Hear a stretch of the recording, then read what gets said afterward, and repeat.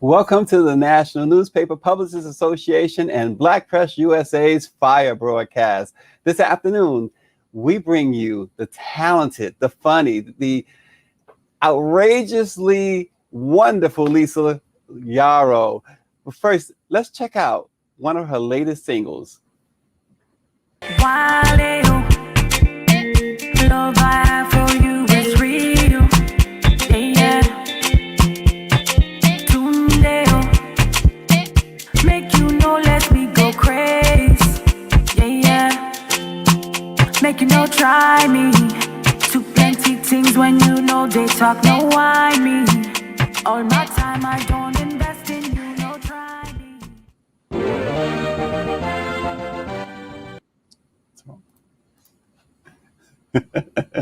Well, that wasn't the clip we had planned to show. But in the meantime, here we go. Love I have for you is real. Yeah. Tundeo. Make you know, let me go crazy. Yeah. Make you know, try me. Too plenty things when you know they talk, no why me. All my time I don't invest in you, no try. Let us bring on. We said we were going to play one of her singles, but we will before the show is over, we promise. But here is the wonderfully talented Lisa Yaro. Good afternoon, Lisa. Hi, it's so nice to be here again with you guys. I was saying, it looks like the universe wanted you guys to play that video. No, see, I think Norman is a little bit intimidated by you, that's all. You're so funny. How are you doing? I'm doing great. Thanks for joining us again, Lisa. Of It's not course. often we have somebody back. I think you in like very, very small company. I think we've had Stephanie Mills back, and I think we may have had Sinbad back a couple of times, but Okay. everybody else, just Lisa. How about that? I'm so privileged and honored to be here then. That makes it that much more special. I appreciate it. Well, it's so much to cover with you in so little time. I mean, we Yes. have the comedy, we have the voice, the singing, and the acting. But I want to talk a little bit about the film festival, Sundance, right? Mm-hmm. No, it's Tribeca Film Festival. Tribeca. Yes. Robert De Niro. Forgive me, Robert De Niro. Forgive him, Robert De Niro. Yes, the latest film that I'm in, it's called Asking for It. Amazing film about a group of women who go on the road and kind of set things straight in their own way. Women who've been molested, women who've been taken advantage of. It's just like a modern day woman empowerment film. Eamon Ulrich was the director. Amazing job. So very excited for everyone to see it once it actually officially comes out. But it debuted at Tribeca Film Festival in New York. We went, it premiered. It was amazing, great responses from it. So I can't complain. Truly blessed. And in addition to you, there is such a great cast too. Talk a little bit about the cast members. So we had a lot of amazing people, from Ezra Miller to Leyna Bloom, who is killing it right now. Shout out to you, Leyna Bloom. We had Kiersey Clemons. We had Vanessa Hudgens. So it's a pretty powerful cast. Yeah. And what is it like when you get such a crew together like that? I mean, there's so much talent. I can't pronounce her name, so forgive me. Gabourey Sidibe. Gabby, yes. She was amazing. She was on set for, I believe, 2 days, but her role was so powerful. Great energy. She just brought a lot of life and character to her role. So Yeah. it was a good time. And is there anybody, Lisa? I mean, you do so much. You've done so much. Mm-hmm. But is there anybody that you kind of emulate or look up to? Actress, I should say. The one actor I would say, a lot of people are like, oh, really? It's Denzel Washington. I just love his dedication, his upbringing, his story, just his mindset, and how he always, he's very strategic about the roles that he takes on. And he knows that every role isn't necessarily a great role. So knowing what roles to take, knowing what roles to pass up, always being dedicated to the craft. Denzel, every movie he has done, I'm telling you, every movie, I loved it. He's truly talented. So yeah, let me put that into the universe. If I end up working with Denzel, Mr. Denzel, I'm just saying, I might see you in the future. You just might. How about Yeah. that? And so, Lisa, you do comedy, you do drama, I guess. Is there a different mindset for each? There definitely is a different mindset for each. I think just within each character that you portray, there's a different mindset. With comedy, it's more carefree. My style of comedy oftentimes is referred to as the Black Lucille Ball because I'm very expressive with my face. Ever since I was a kid, you just could see it written all over my face, you know. But yeah, there's a different art form that comes with each. Yeah, and speaking of the comedy, I know we have a couple of really good tips. But I think we want to go with the which one are we going with first? I'm talking to my producer out loud. If you could tell, I'll tell you what, just whatever one you got, let's show it now.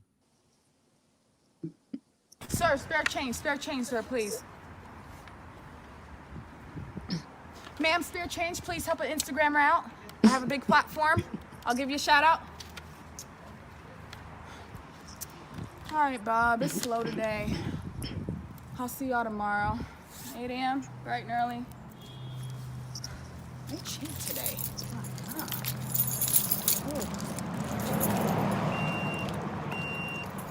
All right, get my lucky kids. All right. Bye, y'all. That's a crying shame. Yeah. Lisa, do you come up with this? Yes. They're just like little silly sketches that I think of. I'm like, this is funny because usually, not just in LA, but different places, people don't realize like it's a lot, you know, it's very expensive to live in these places. And oftentimes people portray on social media, you know, the reverse of that they have everything, the glitz and the glam, and it's really the opposite. But I mean, there are those scenarios where people are like, you don't understand. They're like 10 people live in one apartment building sometimes, you know, to live the LA dream. And I mean, if you're chasing your dreams, to each its own, but I just thought it was something funny. Well, and speaking of living the LA dream, now you're originally from Nigeria, correct? Yes, I was born and partly raised in Nigeria. And so what inspired you to go to LA to pursue entertainment? Well, coming to LA was not of my accord because I was a kid. So my parents were like, you go where we tell you to go. And I was like, yes, ma'am. Yes, sir. But no, I'm from Nigeria, moved out to LA, California. And I think throughout my schooling, you know, I was like the athletic girl. I played sports, but I also did poetry. And like as a kid, I would write like my poetry book. I'd create songs. I was in school plays. I told you my face is very expressive. So I was like the little actress. And then slowly towards, you know, after college, I said, well, I definitely want to pursue this, even though I did want to be a doctor growing up. I said, well, I'm passionate about that, but I want to find ways to help people outside of the medical field. So that's why I started my nonprofit. And then I just kind of went into songwriting and, you know, it's serving your dues because there are going to be years where, you know, you're not getting paid and you're going out and you're trying to write for other artists and hope that they take your projects and you'll get ripped off along the way. You'll gain experiences along the way. But I think that's the beauty of the journey are the lessons that we learned along the way, because the lessons that you learn will help you for the next level that you need to achieve. So everything I would say is happens for a reason. And so I fell in love with music, started doing the writing thing. Then I decided, well, you know, I wanted to do acting as well. So I started doing background work. You know, I was on different sets here and there. One of my first real bump in the, you know, as SAG would say, was for Kevin Hart's film, Something Like a Business. Russ Parr produced it. So that was my first actual role where I was like, oh, I get to speak? What? And I don't get in trouble? Okay, let's do this. And then I was like, I like this. Like, this is, you know, I could do this. So then I started doing acting as well. And, you know, I for a short period of time, I did put acting on the side just so I can accomplish some of my goals within music. And once I got the Grammy nom for Maya's Smooth Jones album, R&B, I was like, okay, I think it's time for me to try to do my own stuff and create my own lane, because I know my sound doesn't sound like anyone else. And at the end of the day, I want to be true to who I am. And I wanted to do something that, kind of showed love to Nigeria being, that's where I'm from. So I kind of put the two together, and here we are. and speaking of singing, of music, we do have it ready now. I understand one of your latest songs, and you talk about the unique voice. Well, let's check it out. Or not.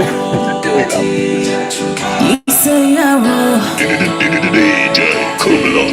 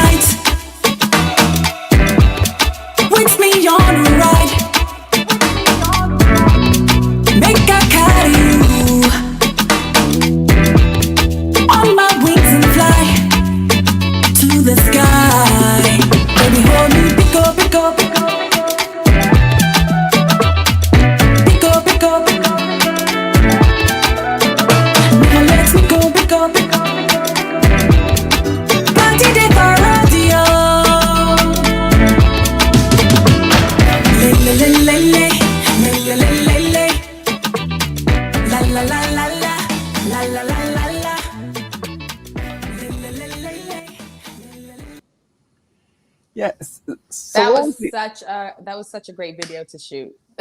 Yeah. What was the inspiration? So with Biko, it's an Afro pop song, but I definitely wanted to incorporate a little bit of, both worlds, as far as me being born and raised in Nigeria, but still experiencing the American culture and, living in the States and, being bi-coastal as far as flying back and forth to Nigeria. We wanted to do an old school classic, sexy, but, grown and sexy. And we wanted to give a little roaring 20s feel to it. So my amazing stylist and I sat down, came up with some clothing concepts, and we kind of just built around that. So all of that is your idea, basically. Well, it's a collaborative thing. So there's no one person in a team. So my stylist and I worked with the director as well, and just kind of inputting our ideas on what we wanted to portray in that. So we talked about acting and Denzel Washington being an influence. What about on the music side? Any influences on that side? So on the music side, I really grew up listening to Sade, and I think that was my inspiration as far as wanting to be a writer and wanting to do my own style of music, because she never really fit in a box. She kind of did her own thing. And, her being from Nigeria already was like, oh my goodness, I love it, and like amazing songwriter.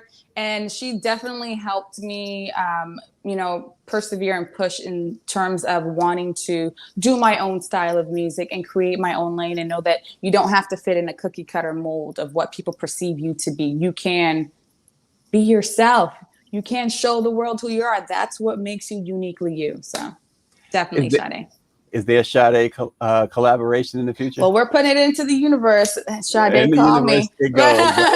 Sade, call me. I mean, you know what? Never say never. You never know what God has in store for you. So, I always say, like, that's a hope. That's a dream of mine. And who knows? We might be right here talking about it in the future. So now, looking at so many of your skits, your shows, right? And first of all, folks, you can go to Lisa Yaro has a great YouTube channel. You can go there and catch her music, her acting, her comedy. It's just go to Lisa Yaro at YouTube and check it out. So Lisa, we talked about the inspiration behind things. Was there ever a time where you felt afraid that this is not going to work? So that's a funny question. To me, I think that everyone experiences that. Now, it's what you do when you experience that is going to make or break you as an individual who's pursuing their purpose. we've all had moments, me included, where you feel like, oh, am I good enough? Is this good enough? You know, you're overly critical of yourself and your work, and you have to step back and say, I am good enough. This is good enough. I dedicate time. I practice my craft. I make the sacrifices to improve. And the beautiful thing about the journey with whatever you decide to do in life is where you start is not where you'll end up. And looking back to where I started, I was like, ooh, thank you, God, improvements. But that's the goal. You're supposed to be improving, challenging yourself, growing constantly.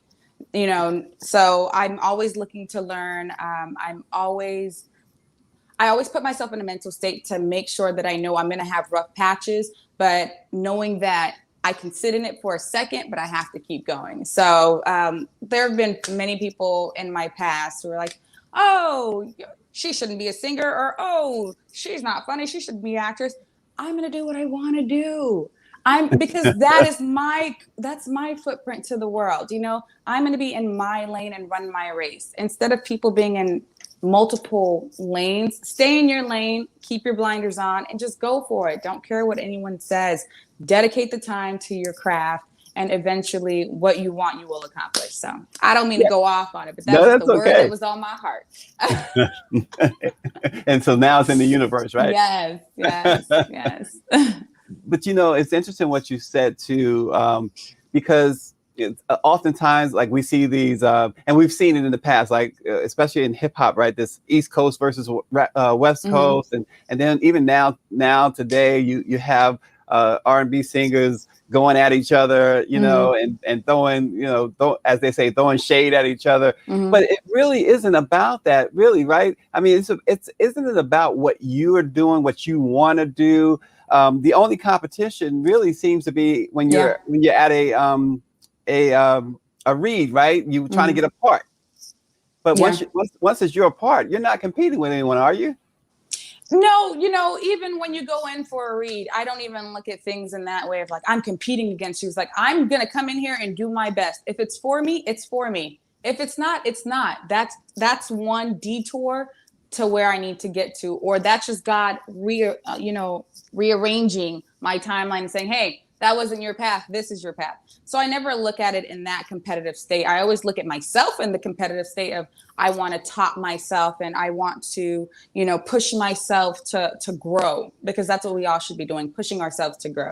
It's never like, oh, I'm going to beat you. It's like, no, I'm going to do the best that I can do. And if they see that and it's a fit, that's great. If they don't, hey, it wasn't meant for me. So I can't be mad at something that was not meant for me. So that's how I look at it. And you do have to have thick skin, right? Yes. Oh my goodness. You have to have really thick skin to be in this industry. You just have to have thick skin to pursue your dreams, whatever it may be, because you're always going to have people around you telling you what you can't do. You need to tell yourself what you can do. So you need to reaffirm to yourself daily, you know, the things that you can do and how you can accomplish and, you know, get to the goals that you need to get to, because the rest of the world's already against you. You don't need to add to that. You don't need to join that, you know, be on the opposite end of that. So. Yeah. And, you know, Lisa, we saw one of your clips, or a couple of your clips. And one of the things I do like, and I want you to talk about the importance of ownership, because your name is all over it, right? We see Lisa Yaro, we see the openings, right? And then and even that character that comes, that a superhero, Lisa Yaro superhero, that ends on all of them, right? Yeah. Talk about that, because it seems like you're in the ownership game too. Ownership of your material. Yes, I think I try to stress to everyone the importance of ownership, the importance of learning the business side of whatever you want to accomplish in life. It's very, very, very important to learn the business of how things work, because so many people are so focused on just the creative side. Yes, the creative side is great, but you need to know how the machine's running. You need to know who's pulling the strings and who's pushing the buttons, you know? So I always challenge people, you know, be curious, ask questions, you know, find someone who's doing something you want to do and mirror them, ask mentorship, ask them questions. Hey, so I see you're doing this. So how do you get revenue? How do you do this? Don't be afraid to ask questions. And I'm such a detailed person that I ask questions. I ask every question you could ever think of, you know, and I think that definitely has helped me along the business side of it. And you learn from your mistakes. You know, I've learned from various mistakes throughout my career, and I'm still learning. But yes, it's very important to not just have the creative hat on, but to also have the business hat on too, because they go hand in hand. You need to know the business to be successful with the creative. So. Yeah, and we're going to show a clip now, Lisa, and I want you to afterwards talk about it because it's hilarious, but there's some seriousness to it too. This is we're talking about creepy neighbor, right? That can actually happen, and especially you're talking about LA. You know, especially, you know, I'm not asking you your status, but if you're a single Black woman, you know, nice looking, good looking Black woman, and you're by yourself, this stuff can happen. And I'm sure it does happen. So let's take a look at Creepy Neighbor.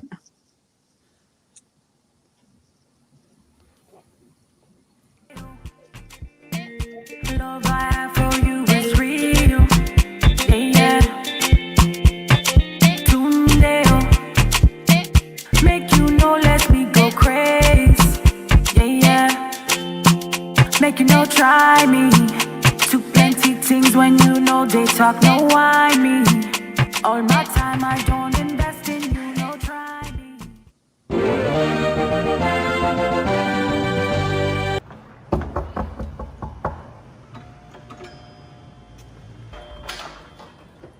Hi. Hi.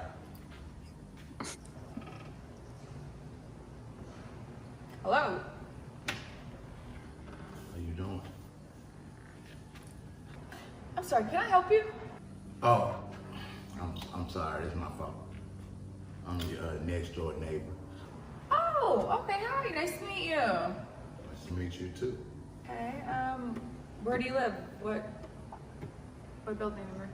Oh yeah, I live on up on the third floor, 317.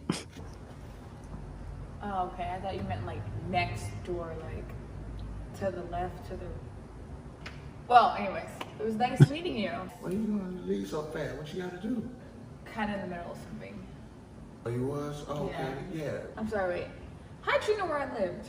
Well, I saw you walking the other day, and you had your groceries, And you didn't help.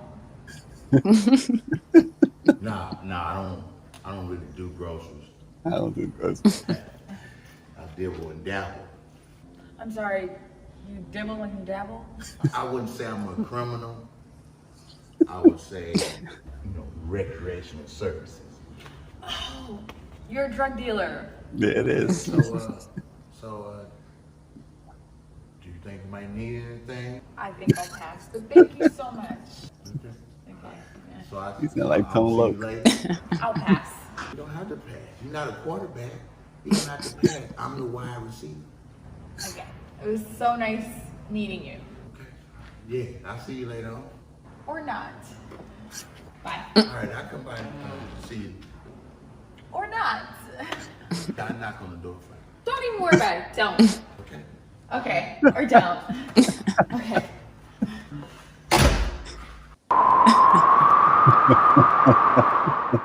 Lying. What?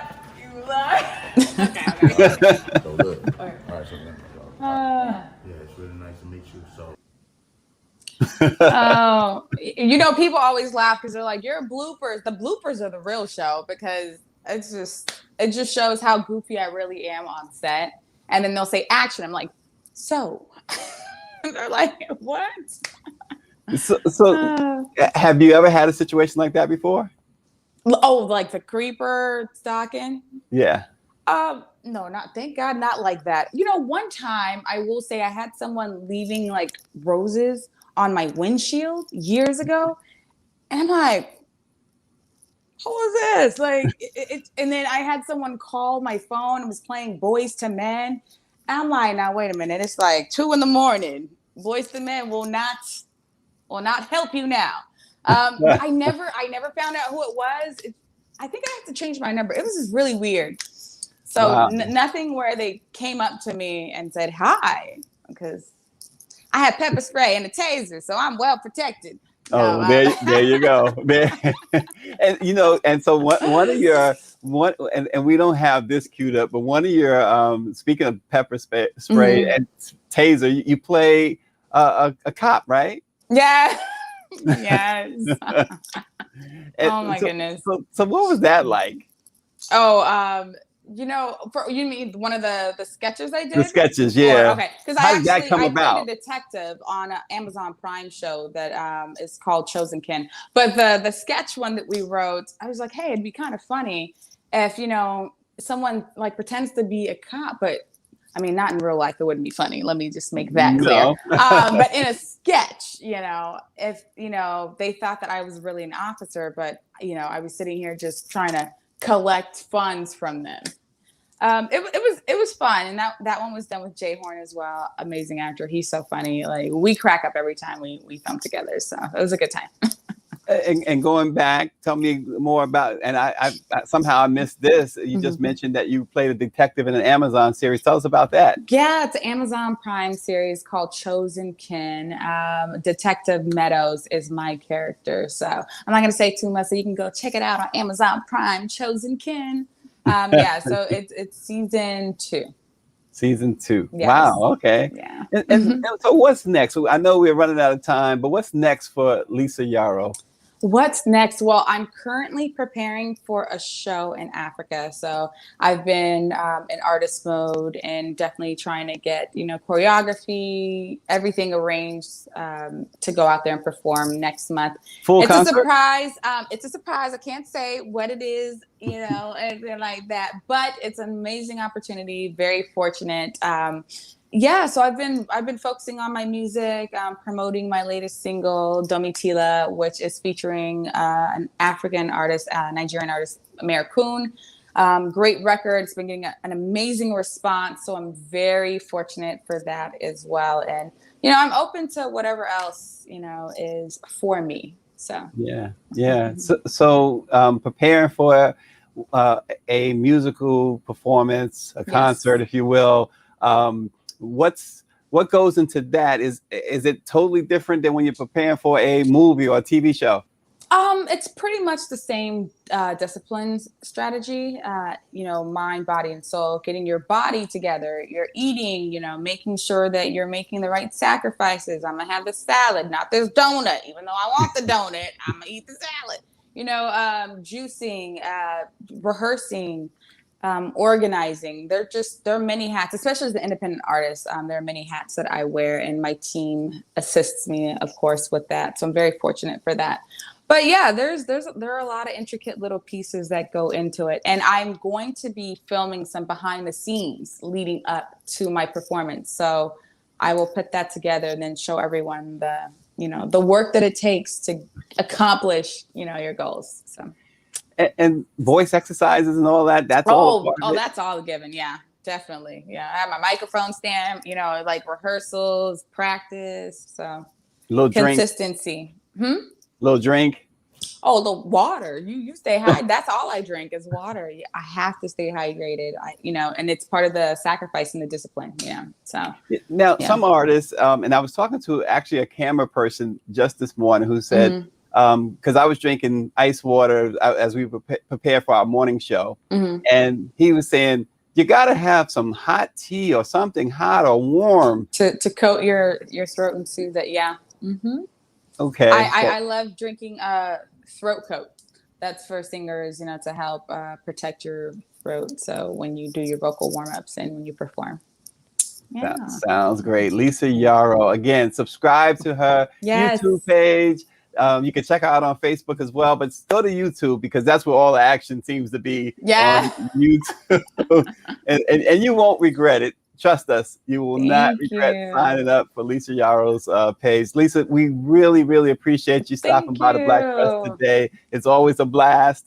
And keep up the great work. And when you bring that concert tour to the East Coast, let us know. Yes, we'll do. You guys will have tickets. Oh, we're looking forward to it. Thank Lisa you so much. Yaro, everyone. Join us tomorrow morning for another edition of Let It Be Known. One of the Ikeettes, yes, who played with Ike and Tina Turner. She's going to join us tomorrow morning. That should be interesting. So we'll check you guys out. Hey, everybody stay safe, wear a mask, and check out Lisa Yaro. Yes. We'll see you tomorrow. Bye. Take care. Thanks.